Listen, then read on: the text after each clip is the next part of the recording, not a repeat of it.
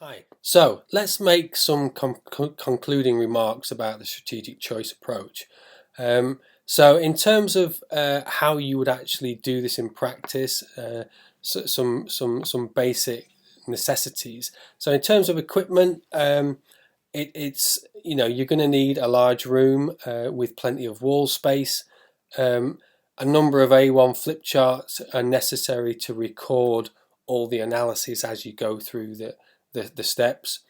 In terms of participants, about 6 to 8 people have been found to be a productive number.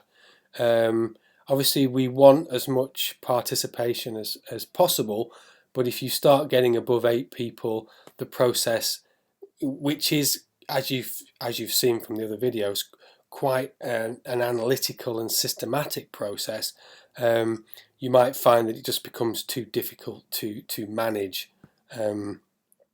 Further input can be achieved through exploratory activities. So if we want to achieve greater participation within the company or the department, then we can try and do that through exploratory activities.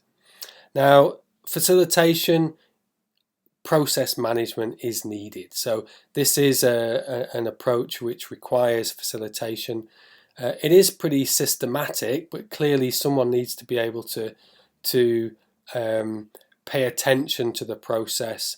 I would say that I would encourage you to look at the books written by John Friend and Alan Hickling about how to manage that facilitation process. SCA will produce a range of outputs on flip charts, and you're going to need to make sure that those are documented. You can imagine that if you don't stay on top of the documentation, it could get quite difficult to remember where you are in the process. Now, I've included this slide because I wanted to make sure that there was a systematic list of all the steps, because it can get a little bit confusing with all the terminology and all the steps. So I think this is a useful slide for reference. So in terms of the full logic, we identify decision areas where choice is needed. We establish a problem focus, which is a focus set of linked decision areas.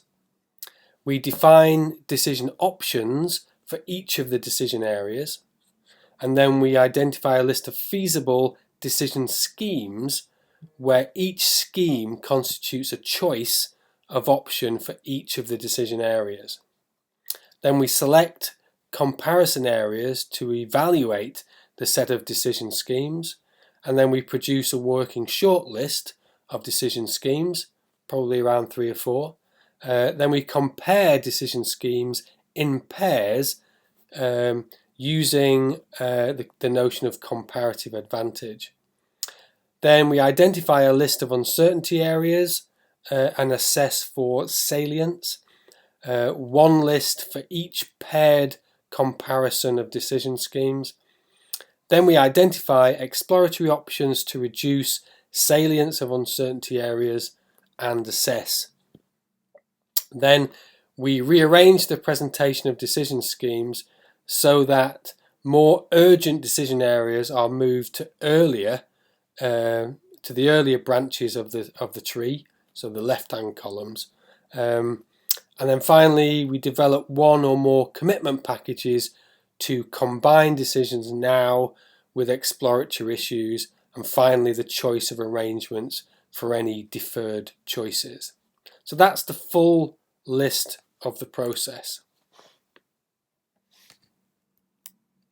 So, in summary, SCA is based on observations of the practice of experienced decision makers. So it's not been set up in the way it is theoretically. It's been set up the way it is because empirically this seems to be the way that managers and policymakers like to proceed, and do, and successful and experienced policymakers, this is how they proceed in practice.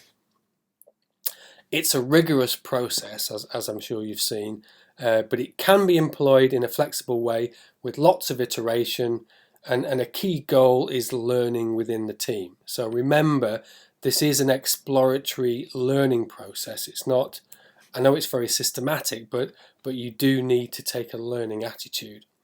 It is focused on identifying choices now and in the future, and on managing uncertainties, as they arise in the process.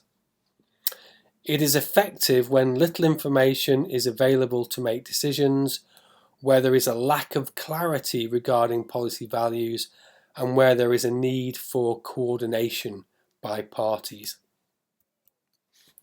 Now, in terms of further reading, I would suggest you have a look at Rosenhead and Mingus 2001, which is the sort of Bible of problem structuring methods. So these chapters are, there's 2 chapters actually on SCA. There's one which describes the approach, and there's one that gives an example of the approach being used in a real project. Both of those chapters written by Friend and Hickling. So well worth a look. Now, Friend and Hickling have written their own book, Planning Under Pressure, which is a comprehensive treatise of SCA. The writing is a bit long-winded, so it is hard going, but that they are very competent individuals who have a lot of experience of using this process in practice. There's also a chapter with 21 applications of SCA by others in both single and multi-organisational settings. So, it is an approach that's been well used and well documented. It does work. There is many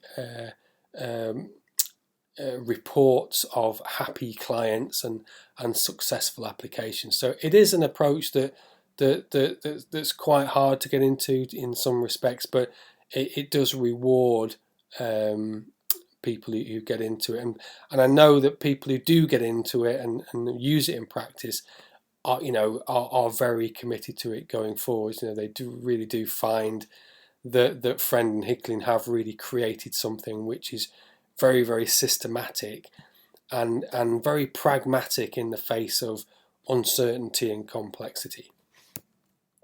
So I hope you've enjoyed that series of videos. I know that it's quite a tricky approach to pick up, but like I say, it does reward those people who get to grips with it. Okay, thanks a lot.